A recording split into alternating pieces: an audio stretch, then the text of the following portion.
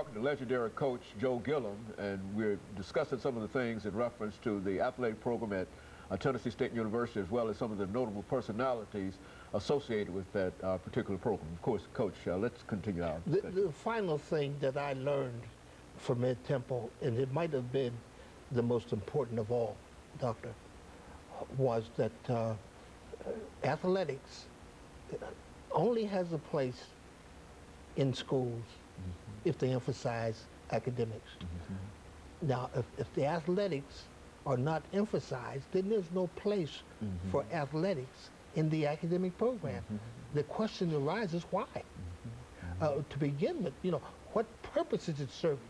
So what I learned from Ed Temple was that you had to take an active role in the academics of you. So as a result of being influenced by him, I started a study hall at Tennessee State University. I forced our players who needed to take tutors, and I monitored their relationship with their tutors.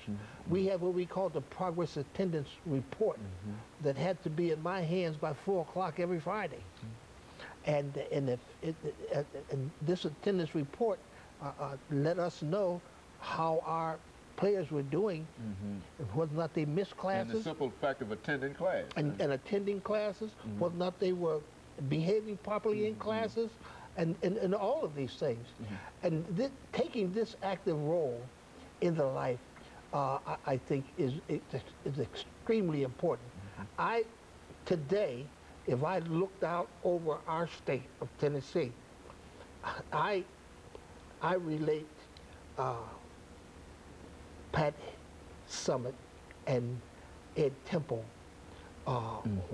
similar in that they pay attention to all those levels of their athletes, so that graduation numbers are just phenomenal. Their success with their athletes is outstanding. Those people go on beyond, and then as Ed Temple, and I think Coach Summitt, they follow their athletes even after they leave them.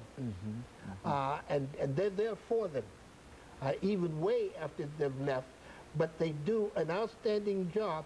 I think that a youngster between 17 and 23 in college, they're making decisions that are that affect the rest of their lives. But the problem is, these are the first times that those young people have an opportunity to make this. Before this, their parents made all of the important decisions in their life. Now, all of a sudden, these youngsters are making life-affecting decisions with minimal background experience in making these kinds of decisions. So now you're going to have problems, and you're going to have mistakes, because there's a learning process that has to go along with making life-important decisions. I'm really interested in the situation there with Pac-Man, because my experience tells me this, Doctor, that if a youngster comes to you from a situation that has not had the discipline, that is a poverty situation, that has not had the tutoring and the leadership, you can't leave those to their own devices. These kinds of youngsters must be handled with a short leash. They must be handled in a serious, no joking kind of thing, because there's so much that needs to be done in their lives. Now, you can't leave them to their own devices. You can't be, well, I guess, easy with them. You must be fair. You must be honest. But you must be stringent, because their life and their background prior to coming to you they've needed this. Now, if you don't step into the void and afford that, what I would call tough love, you're losing. That's right. And the youngsters that we lose because they've had money and successes, we lose them because they're now making decisions, life lesson decisions, and they really don't have the background to make them. They still must be tutored through that period. And while you're doing this, Doctor, in my estimation, you must exhibit to them tough love. Good. And without it, they will be at their own devices too often, and there's where trouble starts. And I think in this case, that's exactly one of the things that has occurred.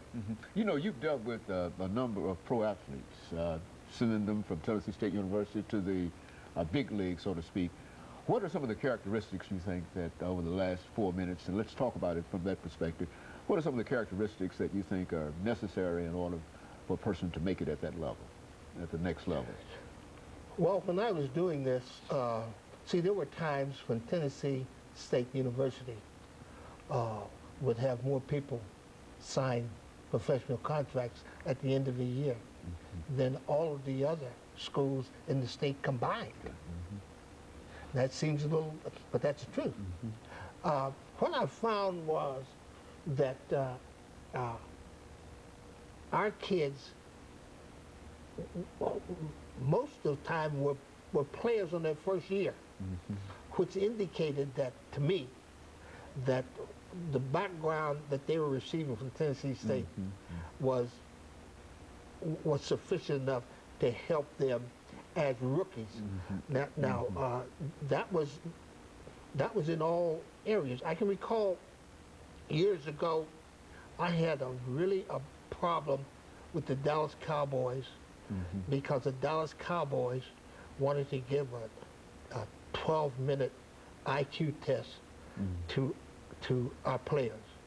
And I asked, the fellow who wanted to do it was named Gil Brandt. And I asked Gil, I says, now, do you give this same test to the players in Notre Dame?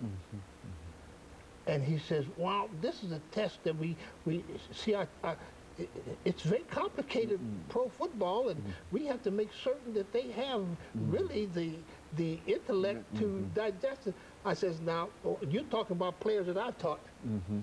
And football is not Chinese calculus. And so what I'm saying is, if you think you want to give our players a test that you don't give all players, you're mistaken, and you can't give that test here. And we had a big difficulty there, and I think for a while, I was blackballed from the National Football League because I insisted that if they gave an IQ test, that they gave it to all football players everywhere, then include Tennessee State in that. But to say that at a historically black institution that the player here is somehow not quite smart enough, I thought was an embarrassing and an erroneous assumption. And I was not going to be a part of it. Now we have some outstanding black coaches who were a big part of that, and they fostered that. But I could not see that, not for our players. So for 10 years, the Dallas Cowboys were not allowed to scout on our campus until they changed that policy. And when they changed that policy, then we began to, and they right away took several of our players. But until they were open enough to extend that test to all players, I thought it was so racially motivated until I would be doing our players an injustice by going along with a program that was not in their best interest. And I didn't see that to be in their best interest. Coach, we're going to have to end this with this last segment here. We've got about half a minute.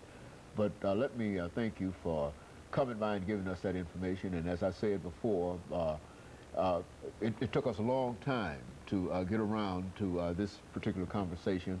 But whether you know it or not, this is a conversation that I've been trying to bring into being over the last 10 or 12 years. And so even though we were able to get together only now, You've been on our mind, and your position in terms of what has happened in professional football from Tennessee State University on through has played a very, very important part in the overall activity of the National Football League. And of course, you know that, and everybody else knows. And let me encourage our audience to tune in again next week for another informative edition of Comments. Thank you, and good morning.